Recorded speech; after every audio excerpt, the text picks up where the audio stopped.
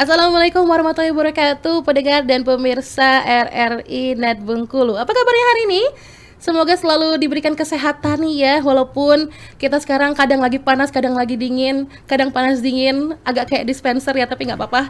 Kita masih menemani kamu di podcast Buka Suara. Saatnya Anda buka mata, buka telinga, karena kita di Buka Suara.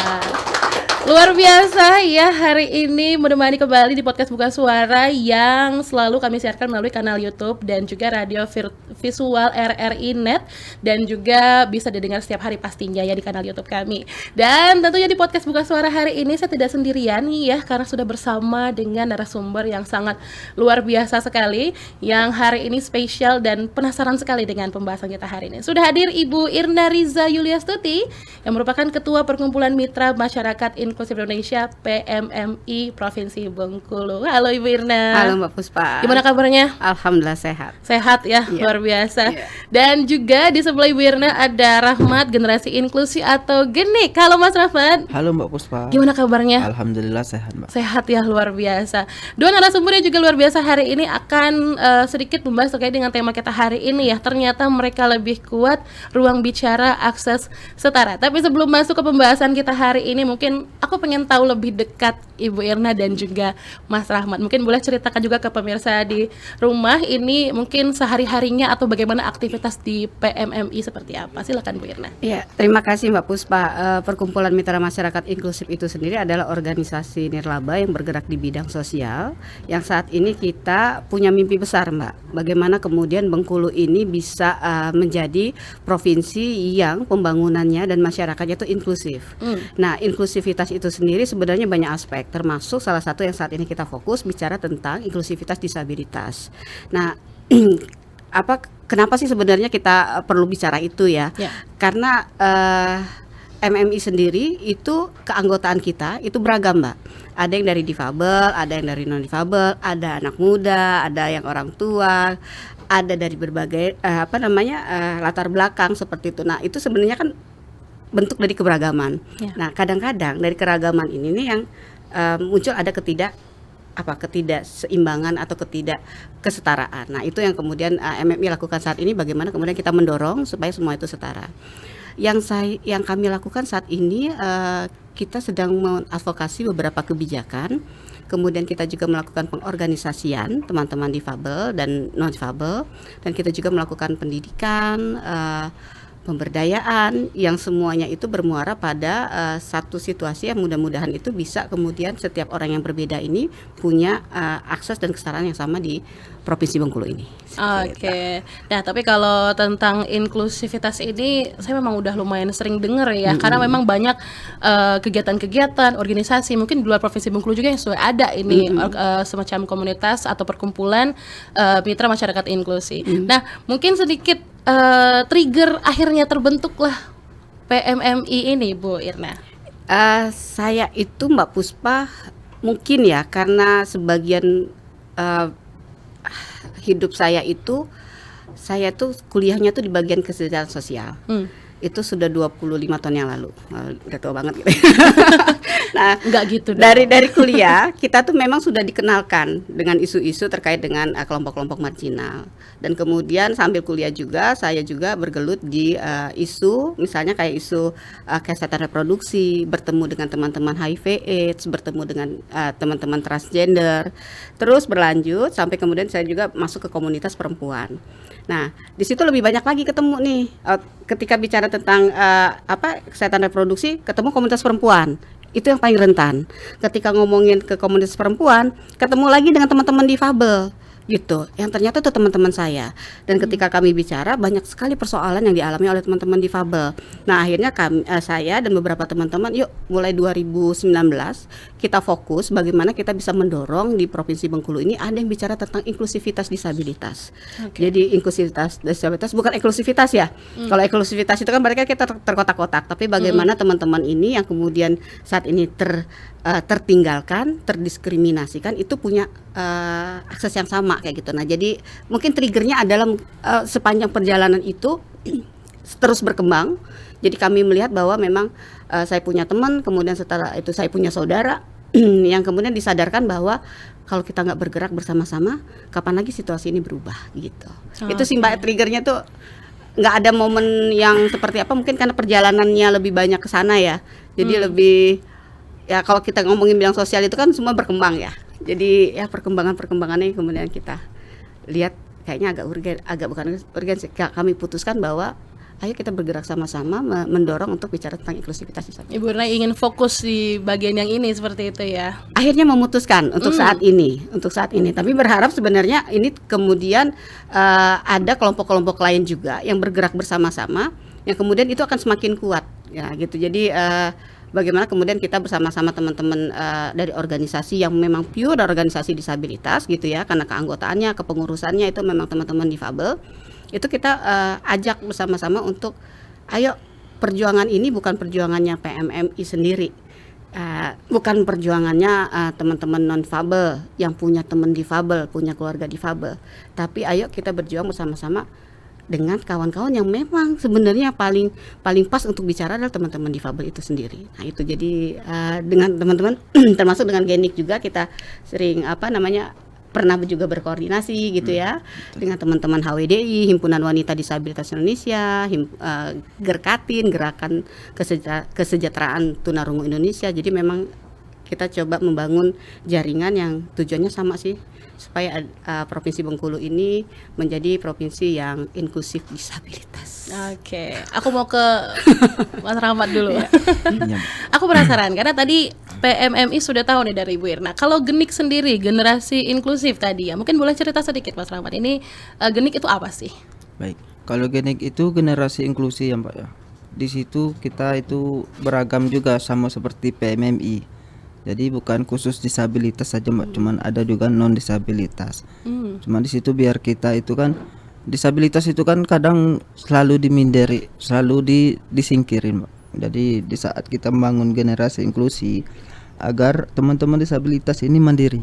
Nah, baru kita masuki non disabilitas yang ingin bergabung, kita ajak gabung agar bisa saling bertukar pikiran, saling belajar, bikin pelatihan gitu Mbak. Oke, berarti membuat aktivitas sehingga akhirnya mungkin teman-teman difabel lainnya yang mungkin selama ini tidak tergabung dan sedikit merasa mendapatkan diskriminasi itu, akhirnya mendapatkan teman-teman dan akhirnya punya ruang seperti itu. Betul, ya Mbak. Dari Genik ini sendiri. Nah, saya pernah mendengar sebuah statement dari satu teman saya bahwa difabel itu berbeda dengan disabilitas. Gimana tuh kalau menurut Mas Rahmat? Karena disabilitas ini seperti terlihat tidak mampu seperti itu, sedangkan pengertian dari difabel ini ada yang berbeda seperti itu. Kalau bagaimana kalau dari pengertian Mas Rahmat sendiri? Kalau di dalam undang-undang disabilitas itu emang kata-kata difabel itu nggak ada Mbak. Oh, nggak ada. Ya, disabilitas yang disebutkan di situ. Dari pertama sampai akhir itu nggak ada kata-kata difabel. Oke, berarti kata-kata difabel ini ada ketika teman-teman sudah bergabung dan akhirnya adalah difabel ini seperti itu atau gimana? Ada suatu organisasi juga yang nggak mengakui kata-kata difabel. Mereka cuman katanya disabilitas. Cuman kata-kata difabel itu mereka itu seakan tersinggung. Ada itu di Bengkulu ada. Oke, berarti bahkan untuk penyebutan sendiri masih ada beberapa yang sedikit sensitif lah ya untuk hal-hal ini ya. Jadi mungkin kita coba samakan lah akhirnya persepsi ini ya. Kita bisa gunakan kata-kata yang lebih tepat mungkin. Nah, mungkin sedikit tentang Mas Rahmat sendiri. Mungkin saya tuh penasaran dengan perjalanan hidup Mas Rahmat sendiri karena pasti setiap orang itu punya kisah hidup inspiratif yang luar biasa juga. Saya pengen dengar mungkin sedikit dari Mas Rahmat mungkin perjalanan hingga sekarang seperti itu. Mungkin di Genik sendiri juga seperti apa? Kalau di generasi inklusi itu saya termasuk pendirinya juga itu di tahun 2018 Mbak. Waktu itu kita berbincang sama Ibu Angkat juga kan. Berbicara gimana kadang anak-anak disabilitas ini kan mentalnya itu kan belum terlalu Mbak. Kadang masih minder, kalau ketemu orang masih malu-malu. Jadi berinisiatif untuk bikin sebuah organisasi nanti kita agar teman-teman yang lain itu mulai berani beradaptasi dengan orang-orang yang non difabel. Gitu. Tapi kan Mas Rahmat juga pernah merasakan fase di mana minder dan malu itu ya? Kalau saya sendiri alhamdulillah nggak pernah Mbak. Karena dari kecil emang itu ibarat katanya tuh dibebaskan sama orang tua untuk bermain. Oke. Memang ada akhirnya penanaman dari kecil yang akhirnya betul. membuat ada mental untuk coba lebih berani, walaupun betul. ada perbedaan mungkin dari teman-teman yang lainnya, Betul, Mbak. tapi tetap berani. Nah, akhirnya akhirnya punya action lah untuk akhirnya bersama-sama menghadirkan GENIK, generasi inklusif. Siapa yang akhirnya ditarik sama Mas Rahmat saat itu?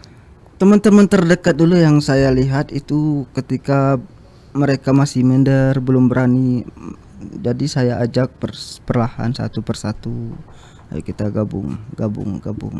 Tapi apakah pada saat itu semuanya menerima? Belum. Oh, belum. Kenapa kalau boleh tahu? Karena mereka masih beranggapan masih malu kayak gitu, Mbak. Belum, kan di situ kan ada yang non difabel juga. Belum berani beradaptasi. Jadi perlahan kita omongin bahwa kita ini cuman tidak sempurna itu di bagian tubuh, bukan di hati, ya kan? Oke. Nah, jadi perlahan-lahan mereka mendengarkan, mereka juga ingin bergabung. Akhirnya perlahan mereka juga berani beradaptasi dengan orang-orang non-fabel. Pendekatan emosional akhirnya Ya, yang dipakai ya. Oke, nah berarti cara merayunya lah ibaratnya gitu ya. Merayunya akhirnya coba untuk kita sama-sama di GENIK ini untuk kita sama-sama lawan rasa malu kita. Akhirnya ada nih dapat suatu momen akhirnya mereka mau bergabung di GENIK gitu ya. Nah, mungkin kalau untuk non difabel mungkin boleh cerita sedikit mereka ini seperti apa kalau untuk di GENIK sendiri. Nah, kalau non difabel itu kebanyakan dari anak-anak kuliah, Mbak. Oke. Mereka keliling kadang mencari tahu suatu organisasi difabel disabilitas kan yang di Kota Bengkulu. Jadi mereka bergabung secara perlahan, kadang bersosialisasi bersama, berkumpul, pernah bikin pelatihan, bikin sendal jepit yang diukir-ukir, latihan komputer, jahit, servis HP. Itu kan dari yang ngajarinya itu orang-orang non difabel. Cuman teman-teman ini kan kadang cepat nangkap, bisa juga kadang. Oke, wah luar biasa. Berarti memang aktivitasnya kita coba tumbuhkan adalah kemampuan. Mungkin hal-hal lain mungkin yang sebelumnya tidak pernah terpikirkan untuk dicoba. Betul. Akhirnya dicobalah di GENIK ini sama teman-teman dari Mas Rahmat juga. Nah, mungkin kalau kita ngomongin tentang inklusif ya. Ini isu inklusif ini di beberapa negara juga udah lumayan gong gitu ya. Lumayan banyak digaung-gaungkan gitu lah. Dan bahkan orang-orang secara besar-besaran melakukan gerakan-gerakan untuk memajukan teman-teman yang merasa selama ini mendapatkan diskriminasi dan lain sebagainya. Kalau menurut Ibu Ira dan Bang Rahmat sendiri atau Mas Rahmat sendiri, kalau untuk di Bengkulu sendiri, karena kan seperti belum terlalu banyak didengar ya. Gimana kalau menurut Ibu Ira dan Mas Rahmat? Siapa duluan ya? Ya, jadi kalau saya mungkin karena kami fokusnya ke advokasi ya. Karena kami meyakini bahwa ketika tidak ada regulasi yang kemudian menjamin dan kemudian melindungi hak-hak teman-teman minoritas, misalnya dalam salah satunya adalah difabel ini gitu kan, maka sebenarnya apa kita lakukan itu sifatnya hanya pada spontanitas saja, tidak tersistem. Nah, karena kita warga negara, kan seharusnya negara yang menjamin ya.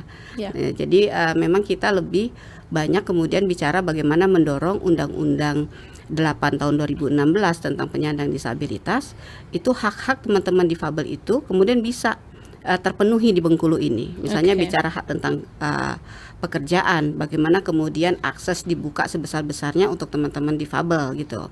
Nah, hak atas kesehatan, bagaimana kemudian juga kesehatan melihat mengakomodir dan kemudian melihat kebutuhan teman-teman yang beragam ini gitu ya, karena difabel itu sendiri kan dia punya keragaman difabilitasnya, Mbak. Nah, kemudian bagaimana juga kita melihat apakah di Bengkulu ini misalnya hak atas misalnya politik, kemudian partisipasi gitu ya untuk pembangunan itu sudah dibuka. Nah, jadi MMI lebih melihat ke sana.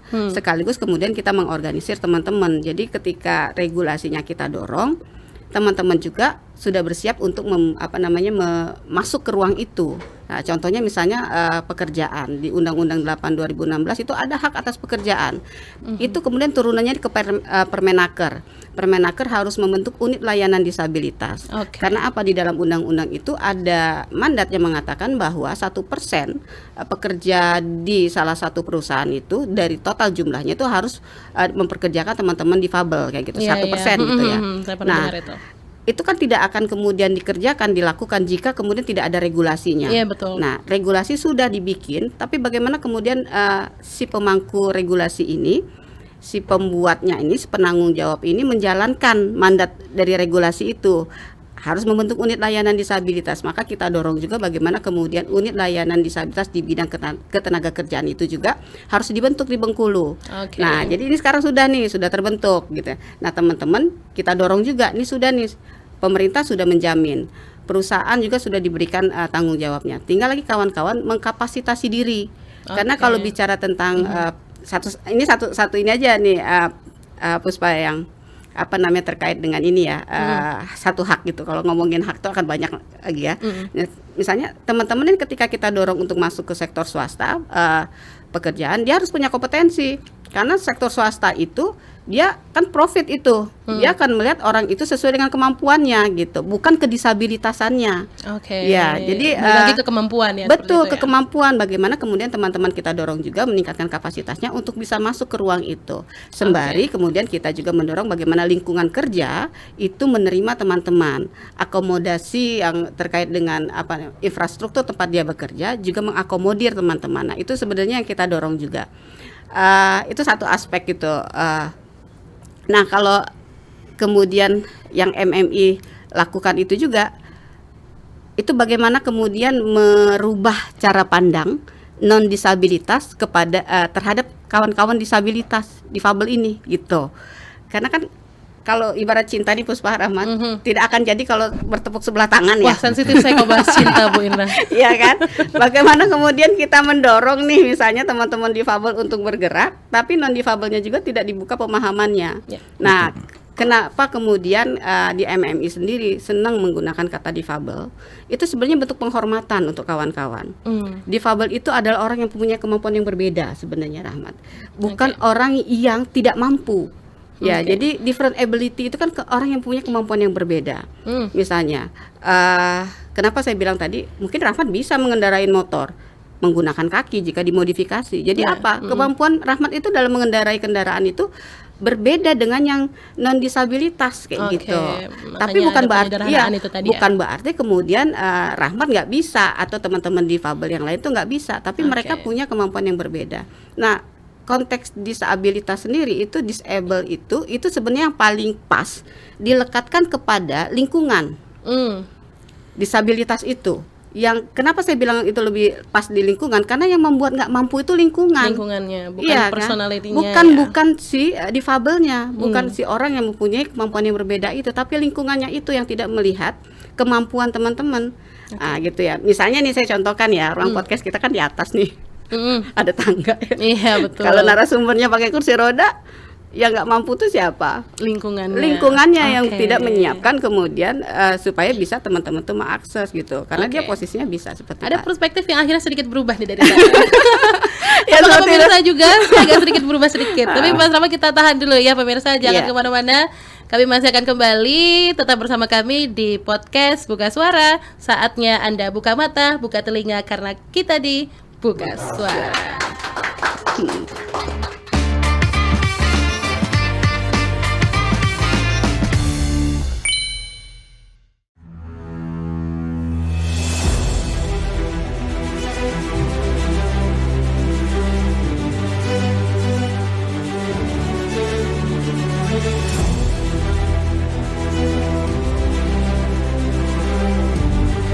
Kami percaya bahwa setiap hasil yang kami ciptakan adalah komitmen dari tanggung jawab kami menjawab aspirasi masyarakat dari berbagai lapisan.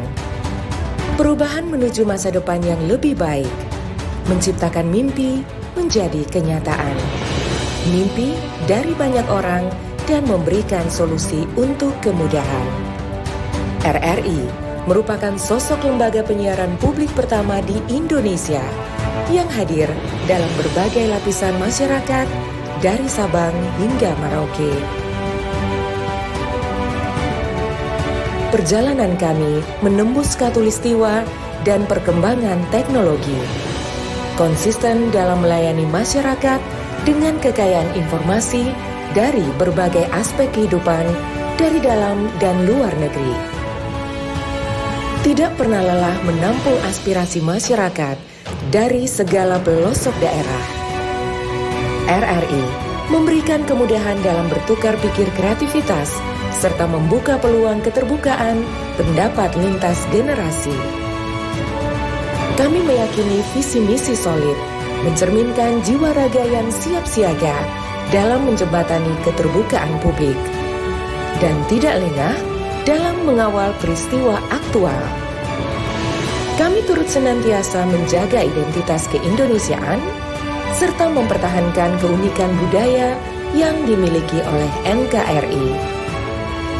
Dengan kekuatan daya siar, kami pancarkan segala bentuk informasi dan keindahan Indonesia ke segala penjuru dunia.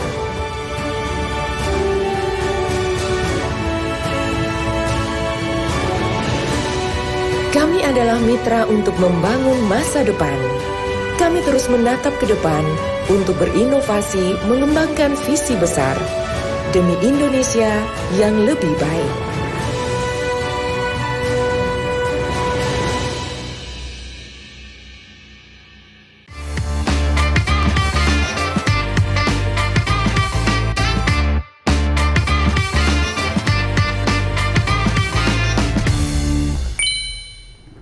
Pendengar dan pemirsa RRI Net Bengkulu masih bersama kami di podcast Buka Suara. Saatnya Anda buka mata, buka telinga karena kita di Buka Suara.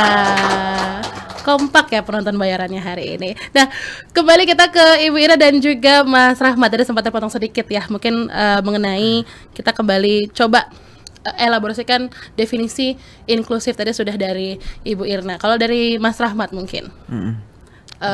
Inklusif itu apa kalau dari perspektif Mas Rahmat sendiri? Inklusif, Mbak. Kalau inklusif itu ya setara lah. Yang dikatakan yang betul yang kata Ibu Irna tadi, yang beragam kan.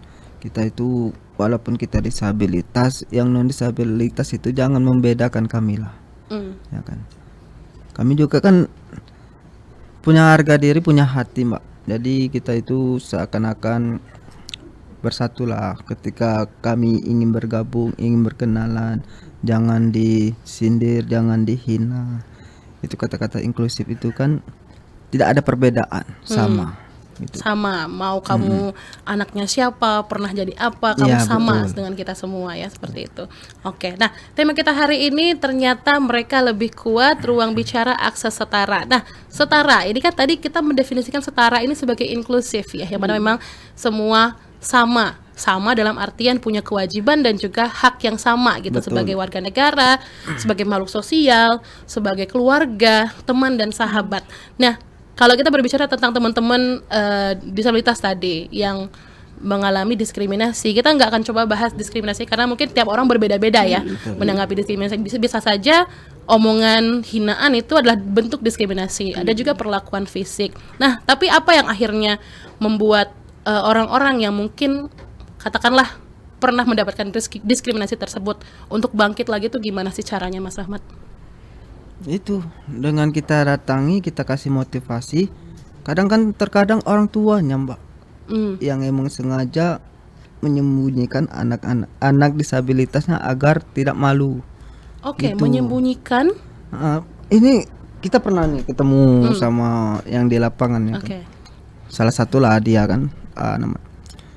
Itu orang tuanya itu menyembunyikan, Mbak. Jadi anaknya itu nggak disuruh main, nggak disuruh itu. Jadi di rumah, di kamar aja. Oke. Jadi kita datang, kita silaturahmi sama orang tuanya, kita ngomong baik-baik bahwa disabilitas itu nggak seperti yang ibu pikirkan buruk atau gimana kan. Perlahan-lahan baru kita ajak. Kami ada organisasi, Bu, organisasi disabilitas. Nah, nanti di situ anak ibu akan kami bimbing, akan kami percaya dirinya, akan kami lebih kuatkan lagi agar tidak minder dan rasa malu lagi. Oke. Orang tuanya belum mau. Oke. Oh, belum mau pada Belum saat itu mau. pertama kali nih ya. Pertama kali belum mau, sampai ketiga kali akhirnya kita bujuk lagi diizinkan untuk bergabung.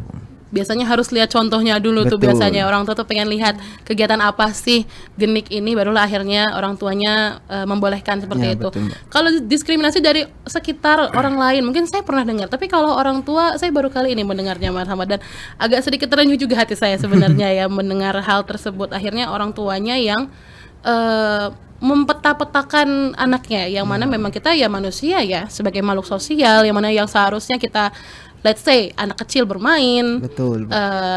pas kita sekolah kita berteman dengan orang banyak, kuliah kita explore, sedangkan hal itu disembunyikan dari orang tua sendiri. Nah, kalau PMMI kan memang gerakannya ini ke regulasi ya.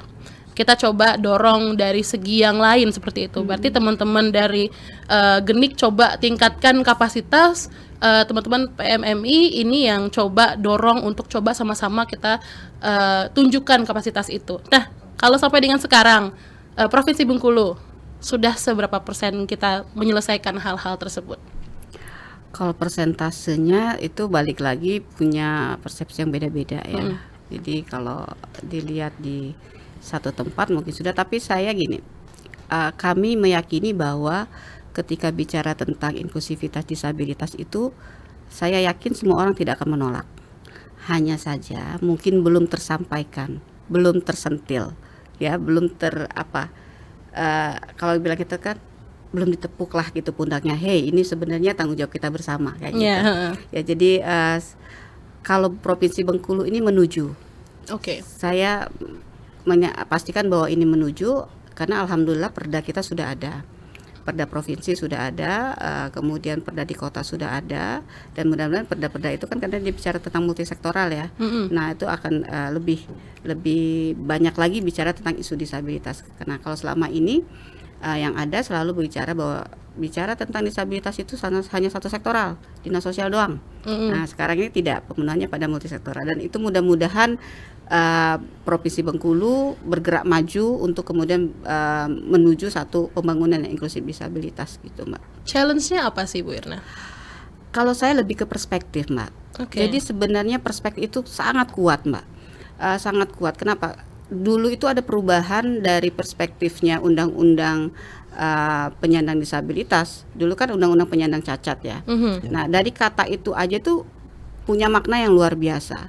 Nah, kemudian kenapa Rahma tadi bilang ada keluarga yang malu sebenarnya untuk mengeluarkan? Karena itu tadi perjalanan teman-teman difabel ini untuk menemukan kemudian kenapa disebut dengan different ability itu ada namanya perspektif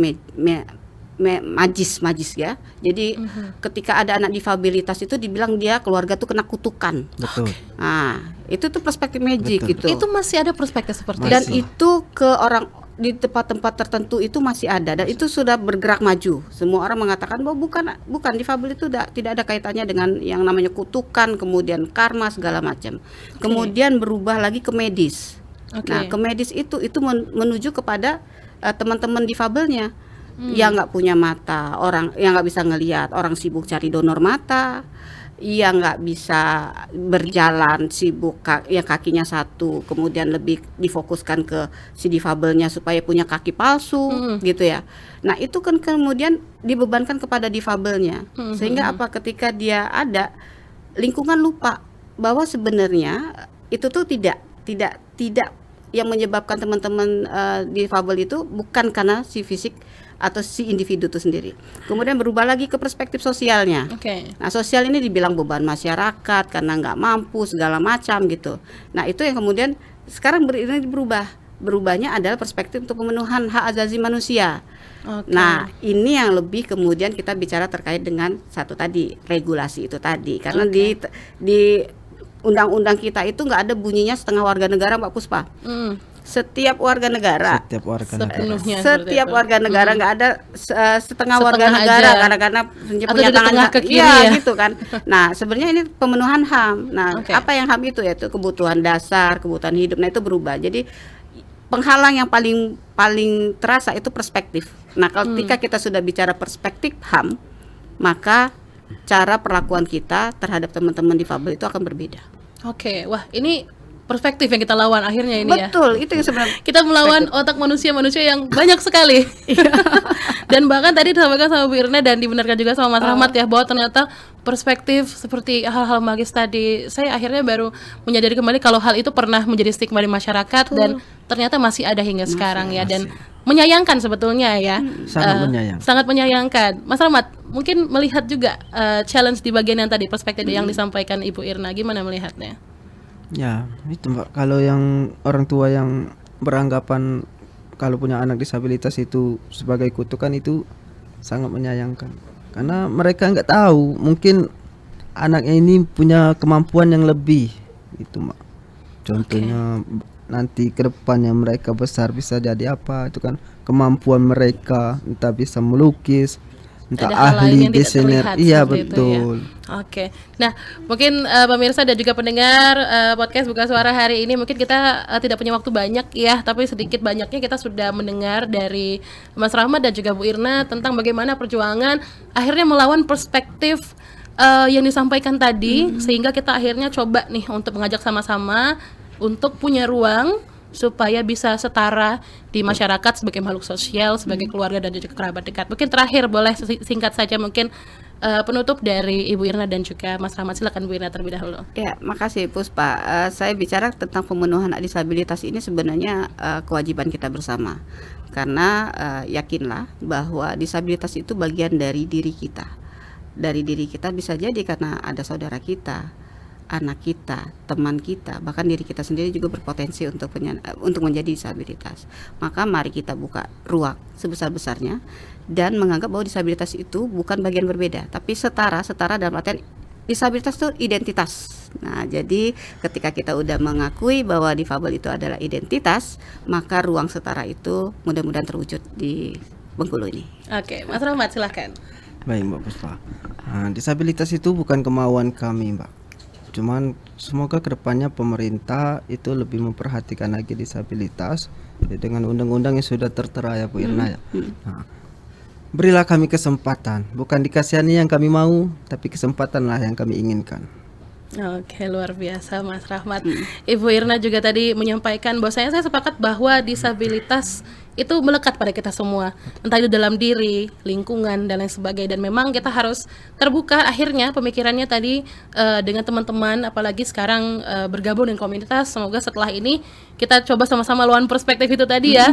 Dan ya walaupun sulit terlihat melawan perspektif ini, tapi ya kita coba bersama-sama. Terima kasih Bu Irna dan Mas Rahmat. Semoga nanti di lain waktu kita bertemu lagi dengan pembahasan yang mungkin berbeda nanti, atau kita akan kembali membahas tentang inklusi ini. Dan terima kasih banyak kepada pemirsa dan pendengar RRI Net Bengkulu. Sampai ketemu lagi di podcast Buka Suara episode lainnya, dan tentunya kami selalu menghadirkan tayangan-tayangan yang menarik dan juga edukatif untuk seluruh pendengar dan pemirsa. Kalau begitu Puspa pamit. Wassalamualaikum warahmatullahi wabarakatuh. Sampai jumpa.